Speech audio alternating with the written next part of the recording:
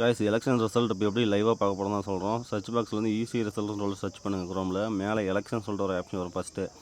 அதை வந்து கிளிக் பண்ணிக்கோங்க. அதை கிளிக் பண்ணி உள்ளே போனீங்கன்னா வந்து பார்த்திங்கன்னா டீட்டெயில்ஸ் எல்லாமே வந்துடும். 5 ஸ்டேட்டோட இது எல்லாம் டீட்டெயில்ஸ்லாம் வந்துடும். அசாமு அடுத்து வந்து பார்த்திங்கன்னா ஒரு ஸ்டேட்டாக லைனாக இருக்கும். எல்லா ஸ்டேட்டுக்குமே வந்து 5 ஸ்டேட்டில் இப்போ எலெக்ஷன் ரிசல்ட் லைவாக போகுது. ஃபஸ்ட்டு அசாமு, அடுத்து கேரளா, புதுச்சேரி, தமிழ்நாடு, அதுக்கெல்லாம் வெஸ்ட் பெங்கால். தமிழ்நாடு இருக்குது பாருங்கள். தமிழ்நாட்டில் இப்போ டிவிக்கே தான் வந்து மேலே இருக்குது. அதில் வந்து டீட்டெயில்ஸை கிளிக் பண்ணணும். நீங்கள் அதில் ஃபுல் டீட்டெயில்ஸ் பார்க்கணும். டீட்டெயில்ஸை கிளிக் பண்ணுங்கள்.